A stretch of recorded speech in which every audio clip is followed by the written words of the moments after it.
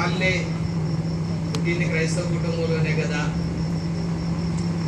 ఆటోమేటిక్గా పరలోకానికి వెళ్తాం, యేసు నిజమైన దేవుడు అని తెలుసు, ఆ కుటుంబాల్లో పుట్టాం కాబట్టి మేము పరలోకానికి వెళ్తామని ఒక భావం, అది దురభిప్రాయం అని మనకు తర్వాత ప్రభువుని ఎరిగిన తర్వాత అర్థమైంది. మరి దేవుడు తన దాసుడు జేసన్ గారిని రక్షించుకోవడం మాత్రమే కాదు, తన ఉద్యోగం చేసుకుంటేనే సేవకుడిగా మరి తన చేతిలో బలమైన సాధనంగా వాడుకున్నాడు. మేమిద్దరం మాత్రమే కాదు, మా పెద్ద అబ్బాయి అదేవిధంగా వాలేష్ కూడా క్లాస్మేట్స్ సెయింట్ ఆన్స్లో. మరి వారు ప్రభువుని నమ్ముకొని వారికి చేతనైనటువంటి సేవ వారు కూడా జరిగిస్తూ ఉన్నారు.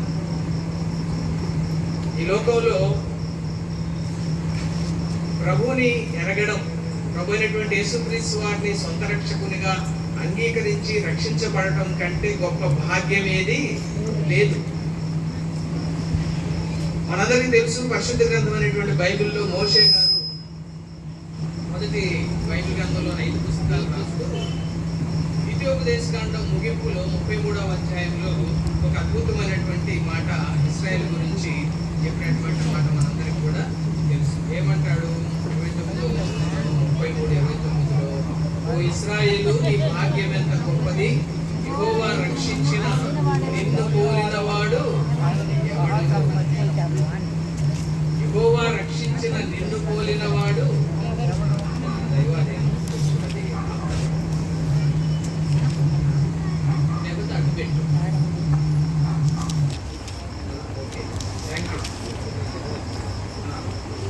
యెహోవా రక్షించిన నిన్ను పోలిన వాడేవాడు. ఈ లోకంలో ఎంతో మంది విద్యార్థులు ఉండొచ్చు, ఎంతో మంది ఐశ్వర్యవంతులు ఉండొచ్చు, ఎంతో మంది అధికారులు ఉండొచ్చు, గొప్ప గొప్ప వారు ఉండొచ్చు, కానీ యెహోవా రక్షించినటువంటి నిన్ను పోలిన వాడు ఎవడూ లేడు.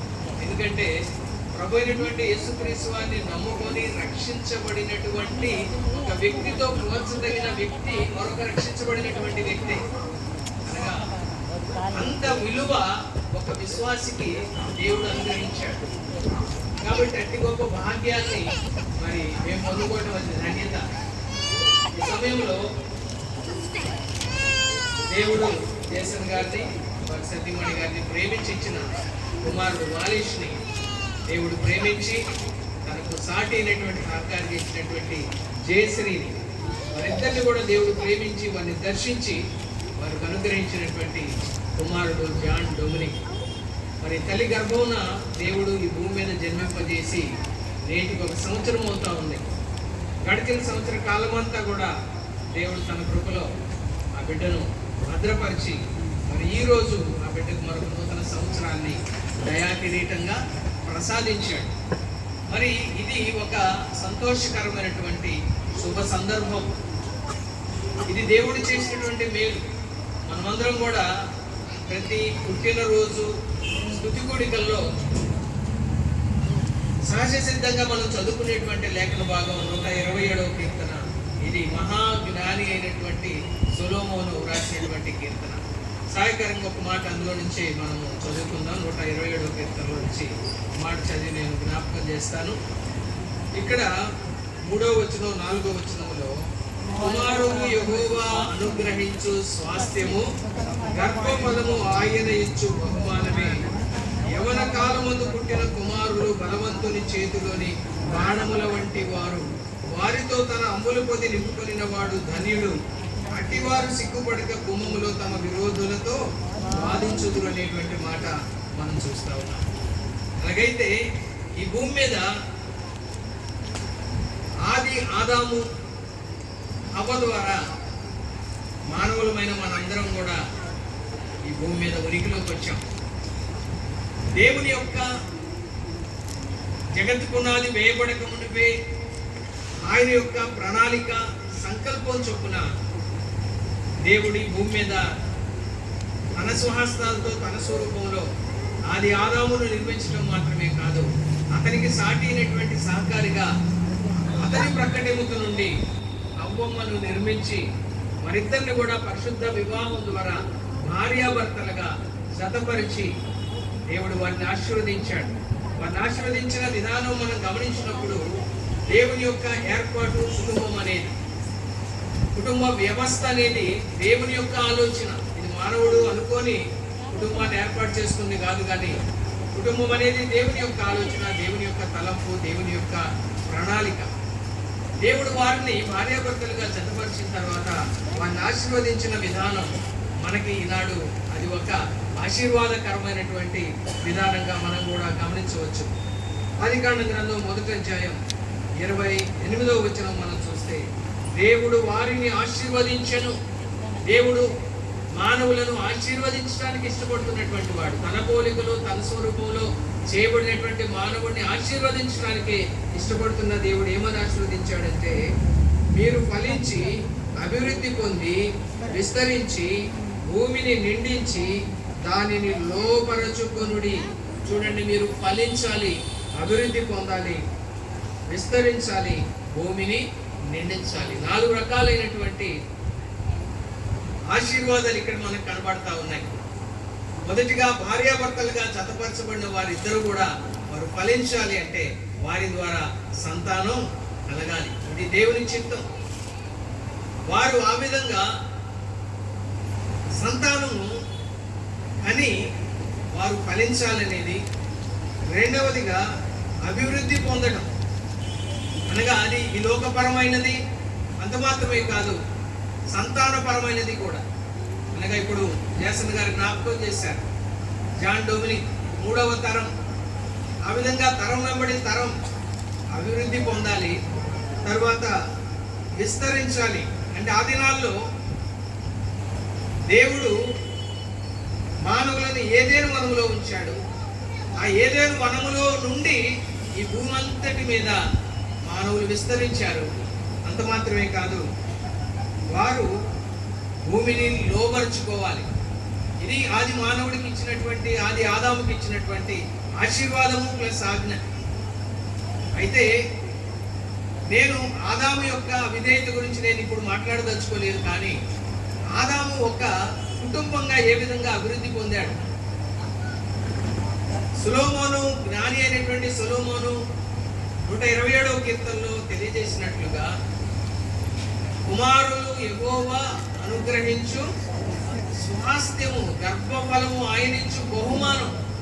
ఈనాడు జేసన్ గారి కుటుంబంలో, ఇంకా చెప్పాలంటే వాళ్ళ నాన్నగారు జోసెఫ్ గారి కుటుంబంలో 3వ తరంగా దేవుడు వాలేష్ దంపతులకు ఒక కుమారుడిని అనుగ్రహించాడు. ఇక్కడ కుమారుని కంటే కుమార్తెలు ఎక్కువగా కనబడతా ఉన్నారు. వారి కోపం రావచ్చు, ఏంటి కుమారులే స్వాస్థ్యమా, మేము స్వాస్థ్యం కాదా అని. లేదమ్మా, బైబిల్ ఎప్పుడు కూడా అలా చెప్పదు.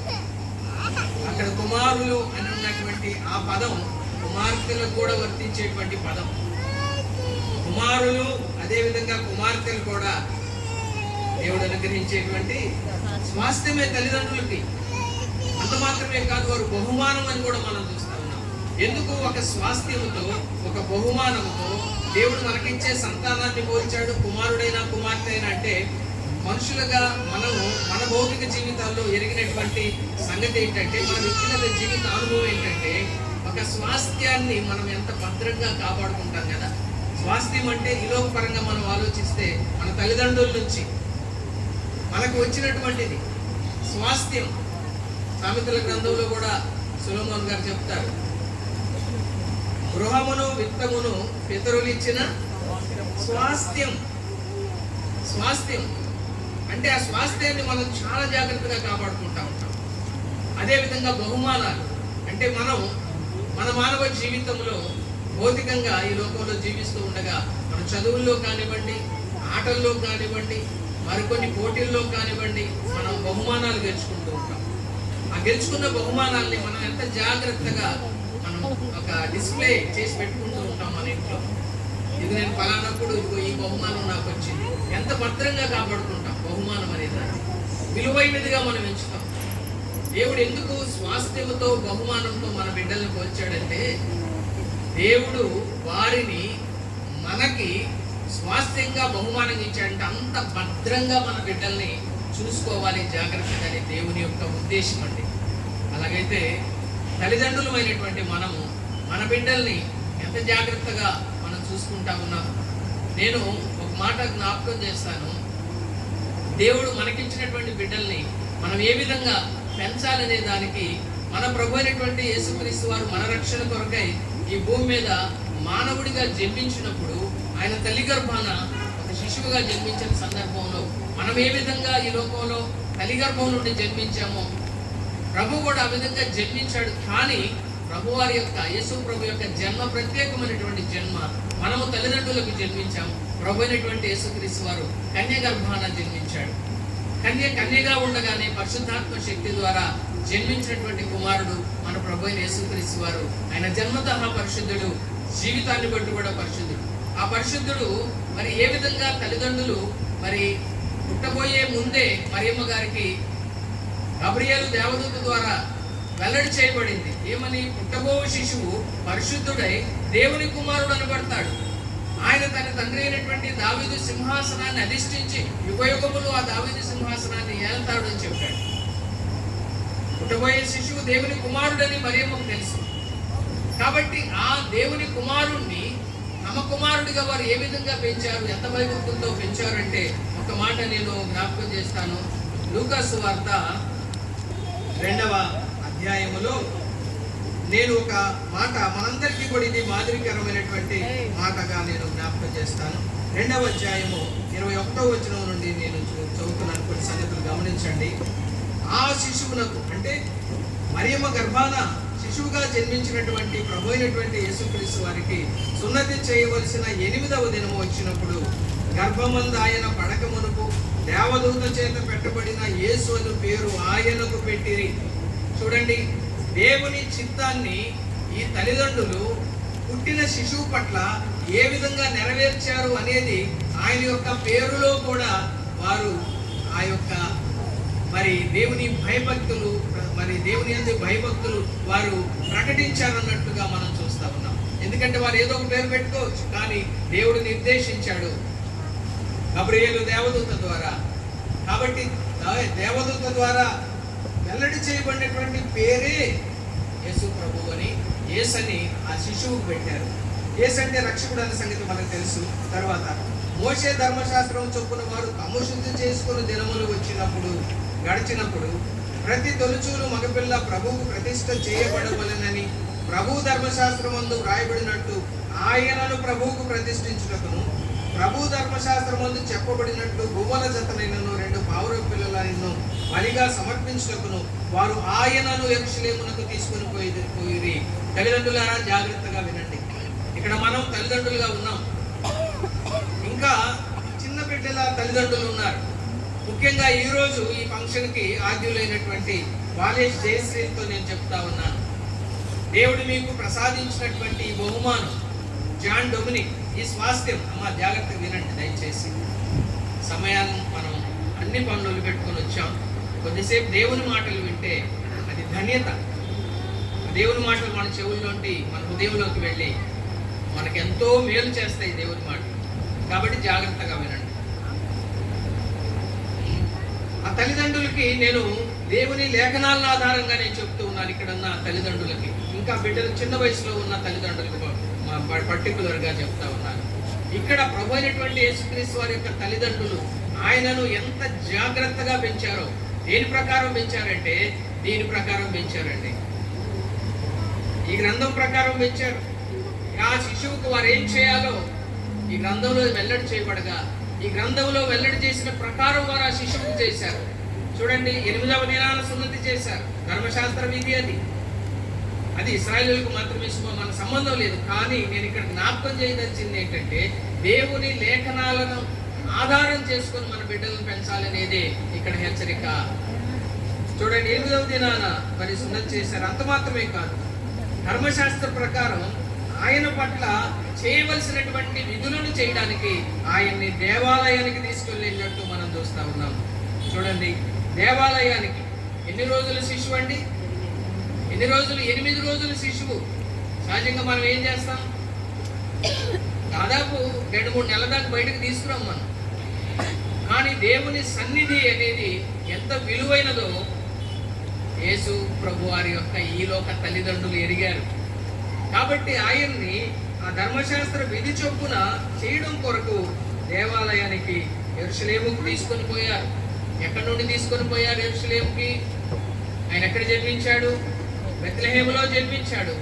బెత్లెహేము నుండి యెరూషలేమునకు తీసుకెళ్లారు. ఇది మనకు ఒక మాదిరి తల్లిదండ్రులుగా. తరువాత ఇంకేం చూడండి, అక్కడ అద్భుతమైన మాట ఏమని వ్రాయబడిందంటే చూడండి, ఇశ్రాయేలు అక్కడ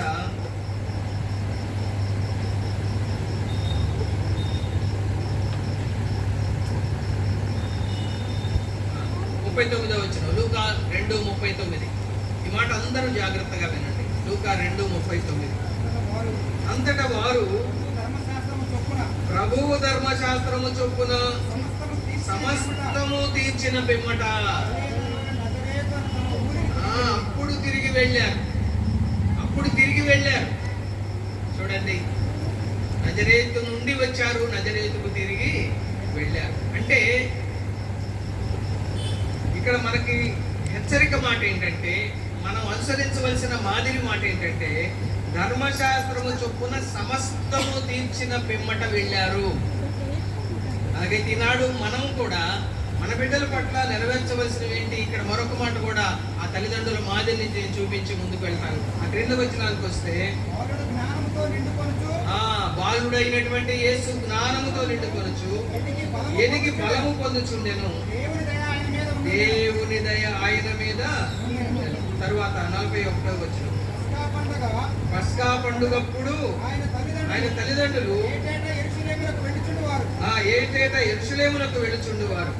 వారు మాత్రమే కాదు సుమా, తమ బాలుడైనటువంటి యేసు ప్రభు వారిని కూడా ప్రతి సంవత్సరం యెరూషలేములో ఆ పండుగకు తీసుకొని వెళ్తూ ఉండేవారు. ఇందులోంచి మనం నేర్చుకోవాల్సిన పాఠం ఏంటంటే, మనము మందిరానికి వెళ్ళటం మాత్రమే కాదు, చిన్న బిడ్డలైనప్పటికీ సరే, శిశువులైనప్పటికీ సరే, మన బిడ్డల్ని మందిరానికి తీసుకొని వెళ్ళాలి. చాలాసార్లు మందిరాన్ని తీసుకెళ్తే పిల్లాడు ఏడుస్తాడు, పిల్లలు గొడవ చేస్తారు అని మనం నిర్లక్ష్యం చేసి ఎవరికో అప్పగించి మనం మాత్రం వెళ్తూ ఉంటాం. ఇది ప్రభువు ఆ విధంగా గ్రంథంలో చెప్పలా. ఈ శిశువులను తీసుకొని, పాలు తాగే శిశువులను తీసుకొని రమ్మని చెప్పి దేవుడు లేఖనంలో రాయించాడండి. ఎందుకంటే ఈ జీవము కలిగినటువంటి దేవుని మాటలు బాల్యం నుండి, అంటే శిశువులుగా వారు ఉన్నప్పటి నుండే వారి చెవుల్లో నుండి వారి హృదయంలోకి వెళ్ళి ఒక దినాన ఆ జీవము కలిగినటువంటి దేవుని మాటలు వారి హృదయంలో ఫలిస్తాయండి. కాబట్టి ఎప్పుడు కూడా మన పిల్లల్ని ఇంటి దగ్గర ఉంచి మనం మాత్రమే వెళ్ళొద్దు, శిశువులను కూడా తీసుకుని వెళ్ళాలి. ఆ విషయంలో ప్రభు అయినటువంటి యేసుక్రీస్తు వారి యొక్క తల్లిదండ్రులు మనకు మాదిరి. ఆ తర్వాత మనం గమనిస్తే ప్రభువుని ప్రతి ఏటా కూడా, ఈ సంవత్సరం వచ్చాడు కదా ఇప్పుడు ఎందుకులే, పిల్లలు ఎందుకులే కాదండి. ఇది మనకు మాదిరిగా మనం జ్ఞాపకం పెట్టుకోవాలి, ఆచరించాలి. అంత మాత్రమే కాదు, అపోస్తలుడైనటువంటి పౌలు ఎఫెసీయులకు రాసినటువంటి పత్రికలో మరొక మాదిరిని కూడా అక్కడ మనకి జ్ఞాపకం చేస్తూ ఉన్నాడు. 6వ అధ్యాయంలో మనం గమనించినప్పుడు 4వ వచనములో తల్లిదండ్రులమైనటువంటి మనందరికీ కూడా ఒక హెచ్చరిక ఇస్తా ఉన్నాడు. తండ్రులారా, మీ పిల్లలకు కోపము రేపక ప్రభు యొక్క శిక్షలోను బోధలోను వారిని పెంచుడి. చూడండి, పిల్లల్ని సహజంగా ఈ రోజుల్లో 2వ ఏటో 3వ ఏటే మరి ప్లే స్కూల్తో స్టార్ట్ చేసి చిన్నప్పుడే ప్లే స్కూల్కి పంపించేస్తున్నాం. తర్వాత ఆటోమేటిక్గా ఎల్కేజీ, యూకేజీ ఆ విధంగా వెళ్ళిపోతూ ఉంటారు. అది సహజసిద్ధంగా జరుగుతుంది, జరగాలి కూడా. కానీ ఒక క్రైస్తవ తల్లిదండ్రులుగా దానిని మించి మనం వారు శిశువులుగా ఉన్నప్పటి నుంచే వారికి దేవుని యొక్క బోధ, దేవుని యొక్క శిక్ష అంటే శిక్ష కాదండి, శిక్షణము, దేవుని యొక్క బోధలో, దేవుని యొక్క శిక్షణములో వారిని పెంచవలసినటువంటి బాధ్యత క్రైస్తవ తల్లిదండ్రులకు ఉందండి. బాలుడు నడవవలసిన త్రోవను వారికి నేర్పుము, పెద్దవాడైనప్పుడు వాడు దానిలో నుండి ఇది తల్లిదండ్రులకు హెచ్చరిక. చాలా సార్లు క్రైస్తవులుగా మనం, విశ్వాసులమైన మనం కూడా అనేక సార్లు మన బిడ్డల్ని ఈ విధంగా పెంచడంలో తప్పిపోతా ఉన్నాం. లోకపరంగా చిన్నప్పటి నుండే ఏ స్కూల్లో జాయిన్ చేయాలి, ఎక్కడ జాయిన్ చేయాలి, చాలా వాటి గురించి ఆలోచిస్తున్నాం. కానీ సరైనటువంటి సత్యవాక్యం బోధించేటువంటి సంఘానికి మనతో పాటు మన బిడ్డలను తీసుకొని వెళ్ళాలి. బాల్యదినాల నుండే వారిని సండే స్కూల్లో దేవుని యొక్క శిక్షణలోను, దేవుని యొక్క బోధలోను వారు పెరిగేటట్లుగా మనము వారికి సహకారులుగా ఉండాలనేటువంటి సంగతిని మనం మర్చిపోతూ ఉన్నామండి. అలాగైతే ఆ విధంగా దేవుని యొక్క శిక్షణములో, దేవుని యొక్క బోధలో వారిని పెంచుతూ ఉండగా ఆ బిడ్డలు పట్ల మన యొక్క విధులు ఏంటి అన్నప్పుడు కొలసై పత్రికలో కూడా 3వ అధ్యాయములో అక్కడ కూడా తల్లిదండ్రులకు ఒక హెచ్చరిక ఇస్తా ఉన్నాడు. ఏమంటున్నాడు అంటే, తండ్రులారా మీ పిల్లల మనసు కృంగకూడినట్లు వారికి కోపము పుట్టించకూడదు. ఆ విధంగా రకరకాలైనటువంటి పరిస్థితులు మనకి జీవితాల్లో ఎదురవుతూ ఉంటాయి. మన బిడ్డల ద్వారా కూడా ఎదురవుతూ ఉంటాయి. కానీ ప్రతి విషయాన్ని బిడ్డని మనం ఎలా పెంచాలి, ఏ విధంగా ముందుకు తీసుకుని వెళ్ళాలనే దానికి ఈ వాక్యమే మనకి మాదిరండి. ఆ విధంగా మనం పెంచుతూ ఉండగా ప్రభువైనటువంటి యేసుక్రీస్తు వారి గురించి రాయబడినటువంటి ఆ అద్భుతమైనటువంటి మాటను కనుక మనం గమనించినట్లయితే లూకా 2:52 యేసు జ్ఞానమందును వయస్సునందును దేవుని దయందును మనుష్యుల దయందును వర్ధిల్లుచుండెను. ఎప్పుడైతే తల్లిదండ్రులు తమ బిడ్డల పట్ల వారి బాధ్యతను నమ్మకంగా నెరవేరుస్తారో తప్పకుండా దేవుడు కూడా ఆ బిడ్డలను ఈ విధంగా వర్ధిల్ల చేస్తాడని మనం చూస్తా ఉన్నాం. ఆ బిడ్డల మీద ఏముంటుంది అంటే ప్రభువైన యేసుక్రీస్తు వారి గురించి రాయబడింది, వారు జ్ఞానములో ఎదుగుతారండి. ఏ జ్ఞానములో? దేవుని జ్ఞానములో ఎదుగుతారు వాళ్ళ దినాల నుండి. అంత మాత్రమే కాదు, వయసునందంటే దేవుడు మరి ఆ బిడ్డలకి మంచి శారీరక ఆరోగ్యం బలము ఇస్తూ ఆ బిడ్డల్ని వయసులో కూడా పెంచుతూ వస్తాడు. అంత మాత్రమే కాదు, దేవుని దయ ఆ బిడ్డ మీద ఉంటుంది. తల్లిదండ్రులారా గమనించండి, దేవుని దయ బిడ్డ మీద ఉండాలంటే, దేవుని జ్ఞానములో ఆ బిడ్డ ఎదగాలంటే మీ బాధ్యత చాలా గొప్పది. మీరు ఆ బిడ్డను ఆ విధంగా దేవుని యొక్క బోధలో ఎప్పుడు పెంచగలవండి? దేవుని సన్నిధికి క్రమంగా ఆ బిడ్డను తీసుకుని వెళ్ళినప్పుడు. దేవుని శిక్షలో ఎప్పుడు పెంచగలవు అంటే నీవు దేవుని వాక్యాన్ని ఆ బిడ్డకు నేర్పిస్తూ, ఆ బిడ్డకు మరి జ్ఞాపకం చేస్తూ, ఆ బిడ్డతో దేవుని వాక్యాన్ని మాట్లాడుతూ ఉన్నప్పుడు ఆ బిడ్డ తప్పకుండా దేవుని యొక్క శిక్షణములో ఎదుగుతాడు, దేవుని యొక్క బోధలో ఎదుగుతాడు. తల్లిదండ్రుల బాధ్యత ఎంత గొప్పది అంటే ఇక్కడ తర్వాత మనం చూస్తే మనుష్యుల దయ. చూడండి, మనుష్యులకి మనమే దయ పుట్టించేది ఎవరండి? దేవుడే. బైబిల్లో ఎన్నో సందర్భాలు ఉన్నాయి. మనుష్యుల దయ కూడా మనకు కావాలండి. దేవుని దయ ఉంటుంది భక్తిగా జీవించినప్పుడు, ఆయనకి ఇష్టలుగా జీవించినప్పుడు. అంత మాత్రమే కాదు, మనుష్యుల దయ కూడా కావాలి. ఈ మనుషులు ఎట్లుంటే నాకెందుకులే, వీళ్ళతో నాకెందుకులేనో. యేసు ప్రభు వారి విషయంలోనే మనుషుల దయ కూడా ఆయన మీద ఉందని రాయబడినప్పుడు మన బిడ్డల విషయంలో మరి మనుషుల దయ మనకు అక్కర్లేదా? ఖచ్చితంగా కావాలి. మనుషుల దయ ఉండాలి అంటే ఆ మనుషులకు కూడా నీ మీద దయ పుట్టించేవాడు ఆ దేవుడే. అది బైబిల్లో ఎన్నో సందర్భాల్లో రాయబడిందండి. అయితే తల్లిదండ్రులుగా మరికొన్ని బాధ్యతలు నేను జ్ఞాపకం చేస్తాను. మనం ద్వితీయోపదేశకాండం కనుక గమనించినట్లయితే దేవుడు మనందరికీ మాదిరికరమైనటువంటి అనేక మాటలు తల్లిదండ్రులుగా మనకి వ్రాయించి పెట్టాడనేది మనము జ్ఞాపకం చేసుకోవాలి. చూడండి, ద్వితీయోపదేశకాండం గ్రంథం 6వ అధ్యాయము 20 నుంచి నేను కొన్ని వచనాలు చదువుతున్నాను. ద్వితీయోపదేశకాండం గ్రంథం 6వ అధ్యాయం 20వ వచనం. నీ కుమారుడు మన దేవుడైన యెహోవా మీకు ఆజ్ఞాపించిన శాసనములు కట్టడలు విధులు ఏవని నిన్ను అడుగునప్పుడు. చూడండి, కుమారుడు తండ్రిని ప్రశ్నిస్తున్నాడు. అంటే ఎలా ప్రశ్నించగలిగాడు? ఆ కుమారుడికి బాల్య దినాల నుండే ఆ కుటుంబంలో గమనిస్తున్నాడు. తల్లిదండ్రులు ప్రార్థన చేసుకోవడం, తల్లిదండ్రులు మోకరించడం, తల్లిదండ్రులు ఆదివారం రాగానే 9 గంటలకు ఆరాధన అంటే హడావుడిగా పరిగెత్తి 9 గంటలకల్లా మందిరానికి వెళ్ళటం. వెళ్దాంలే 10 గంటలకి 11 గంటలకి వెళ్తే చాలు కదా, రొట్టె విరిచే టైంకి వెళ్తే చాలు. నో, బిడ్డలన్నీ గమనిస్తూ ఉంటారండి, ప్రతిదీ గమనిస్తూ ఉంటారు. ఎందుకంటే ఇది నేను చెప్పిన మాట కాదు, ప్రభు అయినటువంటి యేసుక్రీస్తు వారు చాలా స్పష్టంగా చెప్పాడు. ఇది తల్లిదండ్రులకు మనకి హెచ్చరిక. చూడండి, యోహాను సువార్త 5వ అధ్యాయం 19వ వచనం 19వ వచనం. యోహాను సువార్త 5:19.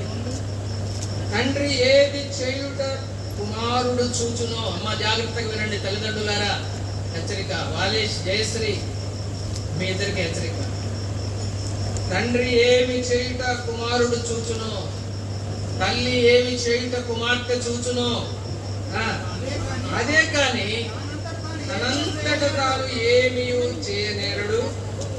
ఆయన వేటిని చేయును. ఎవరు ఎవరు ఆయన వేటిని చేయనంటే ఎవరు? తండ్రి. ఇంకెవరు? తల్లి. తన తండ్రి తన తల్లి వేటిని చేయును వాటినే కుమారుడును అలాగే చేయును. ఎంత మరి మన హృదయాలు భయంతో కంపించే హెచ్చరిక ఉంది ఇందులో. మన బిడ్డల ఎదుట మనం ఎంత జాగ్రత్తగా ఉండాలి తల్లిదండ్రులారా. మన బిడ్డల ఎదుట ఎంత భయంతో మనం మెలగాలి. తండ్రి పొద్దున్న లేచిన దగ్గర నుంచి టీవీ ముందో మొబైల్లోనో నిద్ర లేవటం మొబైల్ పట్టుకొని కూర్చున్నాడు అనుకోండి, బిడ్డ ఏం చేస్తాడు? చూస్తాడా? చూడ. తండ్రిని గమనిస్తాడా? గమనిస్తాడని మన సృష్టికర్త చెప్తున్నాడు. అదే తండ్రి పొద్దున్నే లేచి మోకరిస్తే, అదే తల్లి పొద్దున్నే లేచి మోకరిస్తే, తండ్రి మోకరించాడు, కుమారుడు మోకరిస్తాడు. తల్లి మోకరించింది, కుమార్తె మోకరిస్తుంది. అవునా కాదా? ప్రభువే చెప్పాడు, నా మాట కాదు. ఇందులో సందేహం కూడా అంటారా? ఇది ప్రాక్టికల్ ఎగ్జాంపుల్. ఇది మన జీవితంలో మనం చూస్తాం. తల్లిదండ్రులు మోకరించేవారైతే బిడ్డలు కూడా చిన్నప్పటి నుంచి మోకరించే అనుభవంలో ఉంటారండి.